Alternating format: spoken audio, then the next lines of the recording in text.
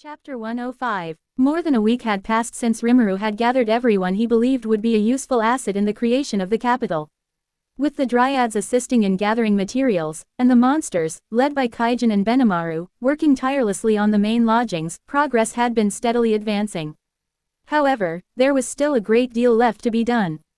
Standing in front of a large blueprint for the castle, Rimuru furrowed his brow. Kaguli stood beside him, arms crossed as she studied the plans with a critical eye.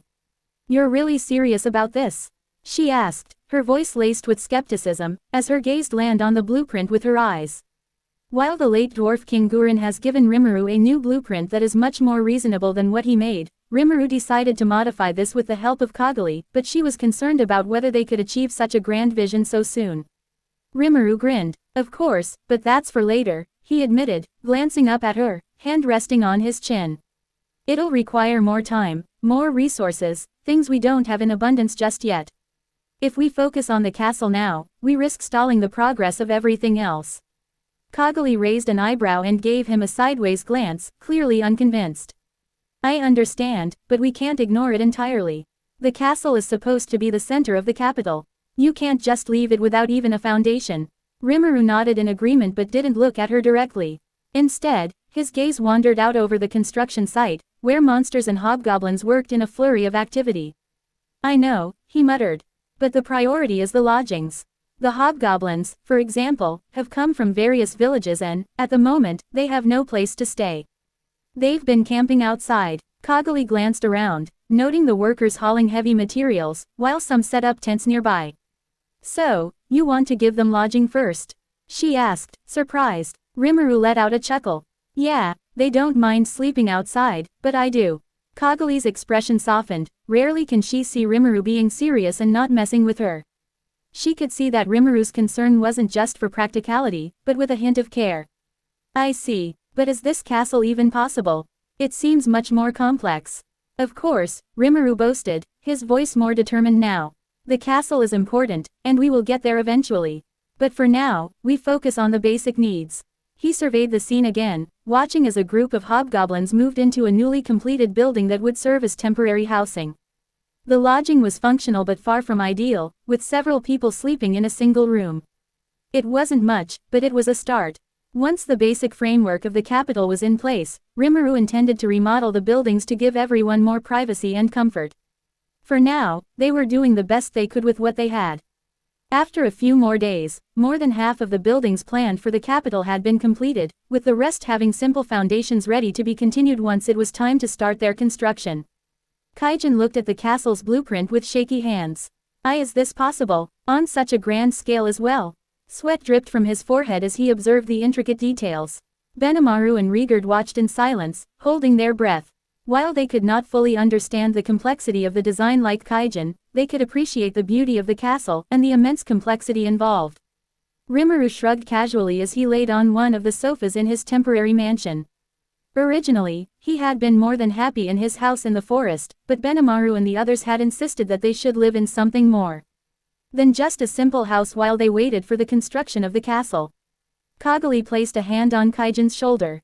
Over the past few days, the two had grown more friendly with each other, having been tasked together with Rimuru's demands for the capital's construction. "Kaijin, it is possible," she reassured him, her voice calm but firm. Kaijin's expression darkened slightly, knowing that what Kaguli said was true. The idea that something like this was possible troubled him. But this is magic, using the castle itself as its magic circle." "Scratch that, this is more like a grand spell with the castle as a catalyst," he stammered, his voice filled with disbelief.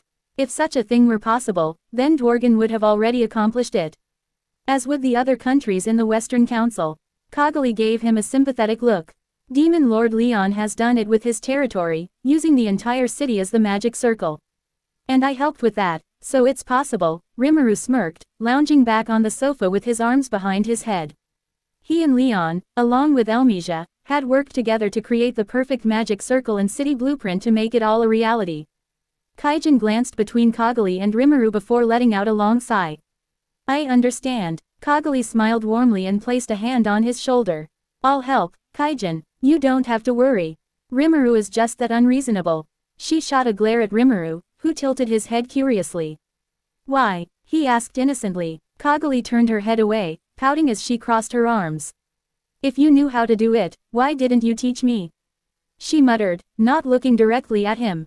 Valgrind, who had been leaning casually against Rimuru, giggled. Look what you did, Rimuru. You made the child angry. Child, Kagali stammered, her eyes widening as she turned to Valgrind. Her cheeks flushed as she stared at the dragon. I'm almost 2,000 years old. She retorted, her voice tinged with embarrassment. And so, is Milam, your point? Valgrind countered with a chuckle. Rimuru stood up and walked over to her, ruffling her hair with a mischievous grin. Sure, I'll do something for you, so don't sulk, he laughed, clearly enjoying the teasing. Kagali's face turned an even deeper shade of red, and her elven ears were glowing from the flush. She pushed his hand away, her movements quick and flustered. Without another word, she turned and stormed out of the room, her footsteps echoing as she ran. It seems like you are having fun, Kagali-sama, Clayman smiled as he greeted Kagali, who had just left the mansion. Kagali halted in her tracks and stared at Clayman. Clayman, why are you here? Who's watching over Amarita? Yes, Laplace has been left in charge with help from Alvaro and Majoran, he explained. I wanted to personally deliver the reports to Kagali-sama this time. Since Kagali was still the queen of Amarita and its ruler, while she was not present, she was still able to give orders, as it was simple to relay information and communicate, especially considering their strength. Laplace and Tyr would usually come, as they were among the fastest.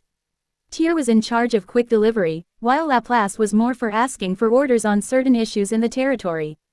Kagali raised a brow as she was about to receive the information. And the true reason you came? I was curious about what kind of city Rimuru-sama is making, he replied with a cheeky grin on his face, as if he had been caught by his mother making excuses to do something.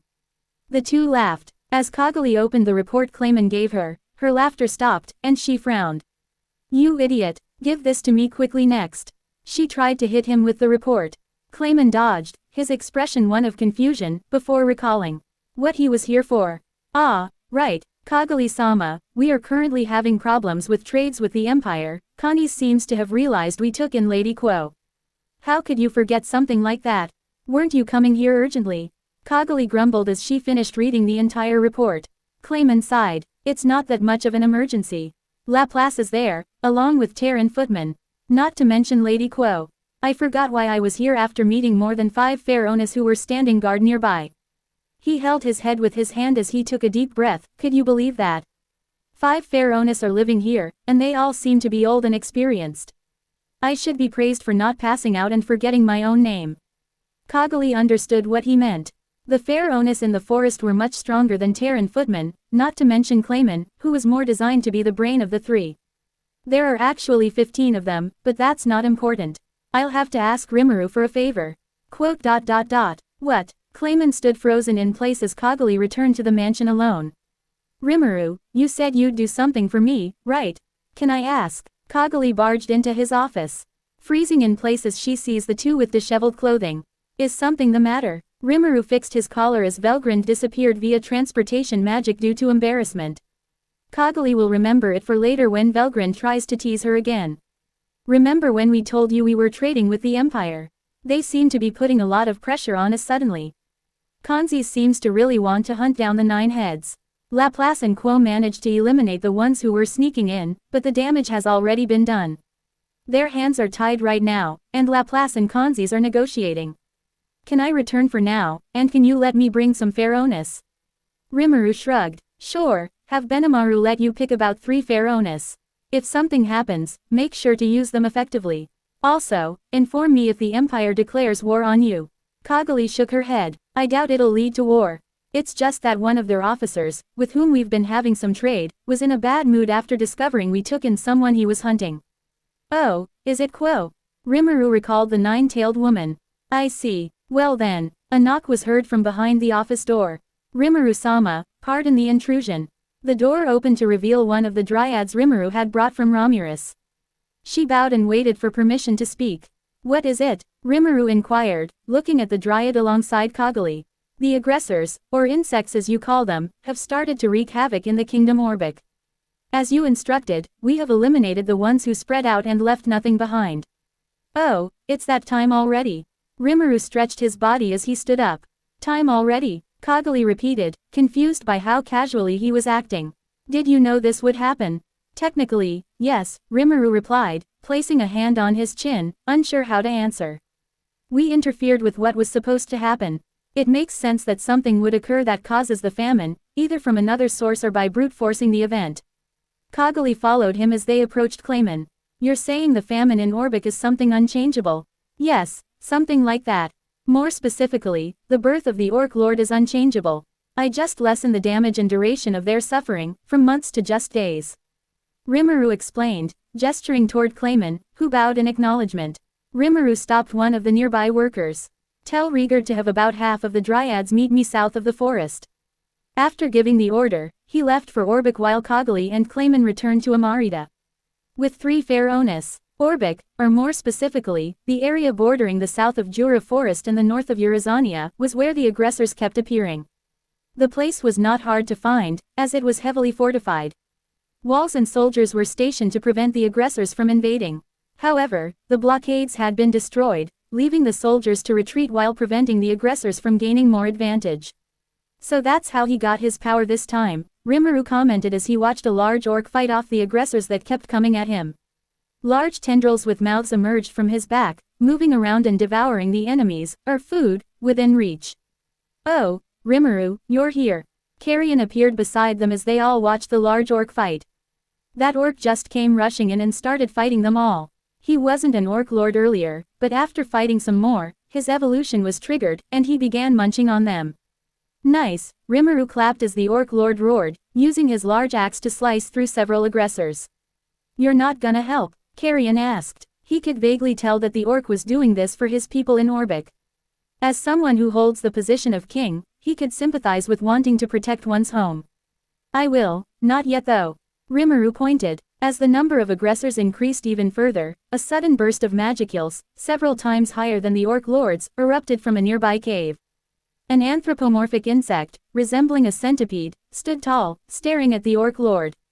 Shit, that's bad news, Carrion cursed, seeing as his men were keeping the aggressors in check at a good distance from the orc lord to avoid getting caught in its rampage. Everyone retreat for now. Rimuru, let's. Beelzebub. From below the humanoid centipede, it began to sink as dark smoke suddenly appeared beneath its feet. It was already too late when it realized it and was devoured before it could even do anything. Carrion looked at Rimuru with astonishment and shock for handling something of such caliber. Zealous is really getting out of hand. That bastard is even letting in insectars, Rimuru murmured angrily. I hope my other self deals with you already. Rimuru landed near the orc lord.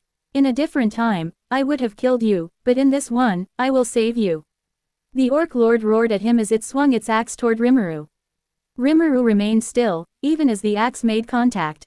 The blade disintegrated, not even leaving dust behind. You don't need, starve. I am already the holder of Beelzebub. Return to your senses, Orc King Geld. Suddenly, the orc lord stopped moving and began to glow brightly. It let go of the handle of its axe and fell to its knees. Ah, clarity returned to the orc lord, no, Orc King Geld, before he collapsed on the ground. Now to finish up here, Rimuru turned to the aggressors, who were cowering and remaining still so as not to attract Rimuru's attention. I already got what I want. I don't need you trash invading here. He glared at them, making them cower even more as their bodies shook with fear. With a snap of his fingers, the aggressors all stopped moving, and the portal that had been letting more of their kind invade closed. Rimuru grinned. Laborers acquired. To be continued.